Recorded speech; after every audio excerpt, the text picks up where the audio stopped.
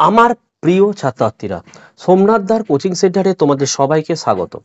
আজকের ভিডিওতে থাকছে দশম শ্রেণী সম্পূর্ণ পরিমার্জিত সংস্করণ, মাধ্যমিক আধুনিক ভূগোল ও পরিবেশ, প্রান্তিক প্রকাশনী রণজিৎ গড়াং, দ্বিতীয় অধ্যায় বায়ুমণ্ডল। এর অনুশীলনীর প্রশ্ন উত্তর শুরু হচ্ছে পেজ 56 থেকে। তো আজকের ভিডিওতে থাকছে এই দ্বিতীয় অধ্যায়ের অনুশীলনীর প্রশ্ন উত্তর। এর আগের চ্যাপ্টারের প্রশ্ন উত্তর পেতে হলে এই ভিডিওটির ডেসক্রিপশন বক্সে তোমরা চলে যাও। 4টে সাবজেক্টে 4টে প্লে লিস্টে লিঙ্ক পাবে, ইতিহাস, ভূগোল, জীবনবিজ্ঞান, ভৌতবিজ্ঞান। প্লে লিস্টে ক্লিক করে সমস্ত ভিডিও তোমরা দেখে নিতে পারো। তোমরা কোন প্রকাশনীর বই পড়ছো কমেন্ট করে জানাও। তোমাদের প্রকাশনীর বইয়ের উত্তরগুলো অবশ্যই আমি এইভাবে সলভ করে দেবো। তো চলো আমরা ভিডিওটি শুরু করি। দেখো, প্রথমে হচ্ছে সঠিক উত্তর নির্বাচন করো। প্রশ্নের মান 1। 1 নম্বরের প্রশ্ন কি বলেছে? বায়ুমণ্ডলের ঊর্ধ্বতম বিস্তার। সঠিক অ্যান্সার হচ্ছে অপশান সি, 10,000 কিলোমিটার। 2 নম্বরের প্রশ্ন কি বলেছে দেখো, হেটেরোস্ফিয়ারের উচ্চতম অংশটি হলো। উত্তর লিখবে অপশান ডি, হাইড্রোজেন স্তর। নেক্সট 3 নম্বরের প্রশ্ন, উল্কাপিণ্ড পুড়ে ছাই হয় যে স্তরে। উত্তর হচ্ছে অপশান সি, মেসোস্ফিয়ার। 4 নম্বরের প্রশ্ন, প্রাকৃতিক সৌর পর্দা হলো। উত্তর হচ্ছে অপশান বি, লিখবে ওজোনোস্ফিয়ার। এবার হচ্ছে আমাদের 5 প্রশ্ন, ওজোন ঘনত্ব যে এককে মাপা হয়। উত্তর হচ্ছে অপশান সি, ডপসন এককে মাপা হয়। 6 প্রশ্ন, পৃথিবীর অ্যালবেডোর পরিমাণ। অপশান বি, লিখবে 34%। 7 নম্বরের প্রশ্ন, বায়ুমণ্ডল কোন পদ্ধতিতে সর্বাধিক উত্তপ্ত হয়। উত্তর হচ্ছে অপশান ডি, বিকিরণ পদ্ধতিতে। 8 প্রশ্ন, উচ্চতা বৃদ্ধিতে উষ্ণতা হ্রাসের হার প্রতি কিমিতে। উত্তর হচ্ছে অপশান এ, লিখবে 6.4 ডিগ্রি সেন্টিগ্রেড। 9 প্রশ্ন, প্রধান গ্রিনহাউস গ্যাসটি হলো। Option D, CO2। দেখো 10 প্রশ্ন, সমুদ্র পৃষ্ঠে গড় বায়ুর চাপ। Option B, 1013.2 মিলিবার। 11, এল নিনো ও লা নিনার প্রভাব সর্বাধিক কোন মহাসাগরে পড়ে। অপশান সি, প্রশান্ত মহাসাগরে। 12, আবহাওয়া মানচিত্রে কোন চিহ্নটি থাকলে পরিষ্কার আবহাওয়ার পরিচয় বহন করে। অপশান বি, লিখবে এইচ। 13 প্রশ্ন, বায়ু প্রবাহের মূল কারণ কোনটি। উত্তর হচ্ছে অপশান এ, লিখবে বায়ুচাপের তারতম্য। হয়েছে। 14 নম্বর প্রশ্ন, কোনটি বাণিজ্য বায়ু নামে পরিচিত। অপশান ডি, লিখবে আয়ন বায়ু। 15, ফ্রান্সের রোন নদী উপত্যকার শীতল স্থানীয় বায়ু হলো। অপশান সি, লিখবে মিস্ট্রাল। 16, অশ্ব অক্ষাংশে অবস্থিত। অপশান বি, লিখবে উপক্রান্তীয় উচ্চচাপ বলয়। নেক্সট চলে আসছে আমাদের 17 নম্বরের প্রশ্ন, বলছে টর্নেডো মার্কিন যুক্তরাষ্ট্রে যে নামে পরিচিত। অপশান ডি করবে, টুইস্টার নামে পরিচিত। 18, বলছে নিম্নলিখিত কোন জিওস্ট্রপিক বায়ু। নিম্নলিখিত কোনটি জিওস্ট্রপিক বায়ু। এটা হচ্ছে অপশান এ, লিখবে জেট বায়ু।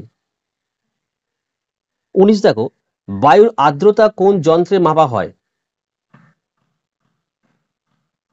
উত্তর হচ্ছে অপশান সি, লিখবে হাইগ্রোমিটার। 20, ঋতু পরিবর্তন দেখা যায় না যে জলবায়ুতে? অপশন এ লিখবে নিরক্ষীয়তে। নেক্সট 21, দিন ও রাতের তাপমাত্রার পার্থক্য বেশি দেখা যায় কোন জলবায়ুতে? উত্তর হচ্ছে অপশন বি লিখবে উষ্ণ মরু। 22 নম্বরের প্রশ্ন, নিরক্ষীয় অঞ্চলে বৃষ্টিপাত ঘটে। উত্তর হচ্ছে অপশন ডি লিখবে সারা বছর ব্যাপী। তাহলে আমাদের প্রশ্নের মান 1 হয়ে গেল। এবার আমরা সত্য এবং অসত্যগুলো দেখে নেব। চলো, একের প্রশ্ন কি বলেছে? বায়ুমণ্ডলের গ্যাসীয় উপাদানগুলির মধ্যে অক্সিজেনের পরিমাণ সর্বাধিক। এটা ভুল অ্যান্সার, আমি এখানে ক্রস চিহ্ন দিলাম, কারণ তোমরা জানো যে বায়ুমণ্ডলে নাইট্রোজেনের পরিমাণ সে সর্বাধিক। 2 নম্বর প্রশ্ন, বেতার তরঙ্গ আয়োনোস্ফিয়ার স্তর থেকে ফিরে আসে। এটি একদম রাইট অ্যান্সার। 3 প্রশ্ন, ওজোন স্তরকে প্রাকৃতিক সৌরপর্দা বলা হয়। এটিও একদম রাইট অ্যান্সার। 4, আন্টার্কটিকা অঞ্চলে ওজোন গহ্বর দেখা যায়। এটি ও রাইট অ্যান্সার। 5 প্রশ্ন, মিথেন একটি গ্রিন হাউস গ্যাস। এটাও রাইট অ্যান্সার। 6, বায়ুর চাপ 14 ব্যারোমিটারে পরিমাপ করা হয়। এটিও রাইট অ্যান্সার। 7 নম্বর প্রশ্ন, লা নিনার প্রভাবে প্রশান্ত মহাসাগরে পূর্ব উপকূলে খরা দেখা যায়। তো এটি ভুল অ্যান্সার, আমি কেটে দিলাম। 8 প্রশ্ন, মহাদেশের অভ্যন্তরে জলবায়ু নাতিশীতোষ্ণ প্রকৃতির। এটিও আমাদের ভুল অ্যান্সার। 9 প্রশ্ন, চিনুক ফ্রান্সের মধ্য দিয়ে প্রবাহিত উষ্ণবায়ু। এটিও ভুল অ্যান্সার। 10, ভূমধ্যসাগরে জলবায়ুতে গ্রীষ্মকালে বৃষ্টি হয়। না, এটিও ভুল অ্যান্সার, কারণ ভূমধ্যসাগরে শীতকালে বৃষ্টি হয়। 11, ITCZ মেরু অঞ্চলে সৃষ্টি হয়। এটিও ভুল অ্যান্সার, কারণ এটা নিরক্ষীয় অঞ্চলে সৃষ্টি হয়। 12 প্রশ্ন, চিনুক বায়ুর অপর নাম তুষার ভক্ষক। এটি একদম রাইট অ্যান্সার। 13, পর্বতের প্রতিবার ছাল আছে, ঢাল হবে, ঢাল হলো বৃষ্টির ছায় অঞ্চল। এটাও ভুল অংশ না, ভুল উত্তর, কারণ এটা প্রতিপাত হবে না, অনুপাত হবে। নেক্সট 14, কোন জলবায়ুতে লেখচিত্রে উষ্ণতা রেখাটি ভিত্তি রেখার প্রায় সমান্তরাল থাকে? এটা লিখবে, আচ্ছা এটা তো ট্রু ফলস আর সত্য কোশ্চেন দিয়েছে, দেখো যে কোন জলবায়ুতে লেখচিত্রে উষ্ণতা রেখাটি ভিত্তি রেখার প্রায় সমান্তরাল থাকে। তোমরা উত্তর লিখে দেবে যে নিরক্ষীয় জলবায়ুতে। ঠিক আছে, নেক্সট দেখো। এবারে আমরা শূন্যস্থান পূরণগুলো দেখে নেব। একের প্রশ্ন কি বলছে দেখে নাও, বায়ুমণ্ডলের বায়বীয় কণাকে ড্যাশ বলে। উত্তর লিখে নাও, অ্যারোসল বলা হয়। 2 প্রশ্ন, হোমোস্ফিয়ার ও হেটেরোস্ফিয়ারের সীমারেখা হলো। উত্তর লিখবে টার্বোপস, টয়াকার বয়রে পোকার পদ অন্তেশ্ব। 3 নম্বরের প্রশ্ন, মৌক্তিক মেঘ সৃষ্টি হয় বায়ুমণ্ডলের ড্যাশ স্তরে। উত্তর লিখবে ওজোন স্তরে। 4 নম্বরের প্রশ্ন দেখে নাও, ওজোন গহ্বর সৃষ্টি হয়েছে ড্যাশ অঞ্চলে। উত্তর লিখবে আন্টার্কটিকা অঞ্চলে। 5 প্রশ্ন দেখে নাও, বলছে বায়ুমণ্ডলের উচ্চতা বৃদ্ধির সাথে উষ্ণতা বৃদ্ধি পাওয়াকে ড্যাশ বলে। উত্তর লিখবে বৈপরীত্য উষ্ণতা বলে। 6 প্রশ্ন, তাপ বিষুবরেখা প্রায় ড্যাশ অক্ষরেখায় সমান্তরালে অবস্থান করে। উত্তর লিখবে নিরক্ষরেখায়।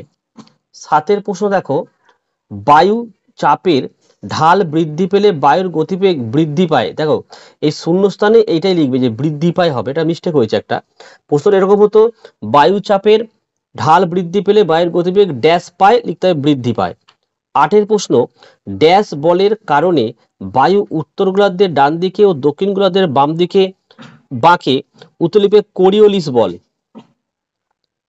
9 প্রশ্ন, সমুদ্রবায়ু ও স্থলবায়ুর বৃহৎ সংস্করণ হলো ড্যাশ বায়ু। উত্তর লিখবে মৌসুমী বায়ু। 10 প্রশ্ন, ড্যাশ বায়ুকে ডক্টর উইন্ড বলা হয়। উত্তর লিখবে হার মাত্রান, শূন্যস্থানে লিখবে হার মাত্রান বায়ুকে ডক্টর ওয়াইন বলা হয়। 11 জলীয় বাষ্প ঘনীভূত হওয়ার সময় ড্যাশ ত্যাগ করে, উত্তর লিখবে লিন তাপ ত্যাগ করে। 12 বায়ুর গতিবেগ নির্ণয় হয় ড্যাশ যন্ত্রের মাধ্যমে, উত্তর লিখবে অ্যানিমোমিটারের মাধ্যমে। 13 শীতকালে শিল্পাঞ্চলে জলীয় বাষ্প ঘনীভূত হয়ে ধূলিকণার সাথে মিশে তৈরি হয় ড্যাশ, উত্তর লিখবে ধোঁয়াশা। 14 উষ্ণতা বৃষ্টিপাত লেখচিত্রে উষ্ণতা রেখাটির মধ্যভাগ নিম্নভূমিমুখী হলে স্থানটি ড্যাশ গোলার্ধে অবস্থিত, উত্তর লিখবে দক্ষিণ গোলার্ধে অবস্থিত। শূন্যস্থানে কি লিখবে? দক্ষিণ। 15 বিনোদনের জলবায়ু বলা হয় ড্যাশ জলবায়ুকে, লিখবে ভূমধ্য সাগরীয় জলবায়ুকে। আচ্ছা, এবারে আমরা দেখে নেব বাম দিকের সাথে ডান দিকের অংশ মিলিয়ে স্তম্ভ লেখো। দেখো একটা কি রয়েছে? স্ট্র্যাটোস্ফিয়ার, এটা হবে, আমি এখানে এ লিখে দিলাম। শান্তমণ্ডল। বি এর প্রশ্ন হচ্ছে তাপ দ্বীপ, এটা হচ্ছে 6টা করবে শহর ও নগর। সি দেখে নাও তুহিন জমাটবদ্ধ শিশির, এটা হচ্ছে সি।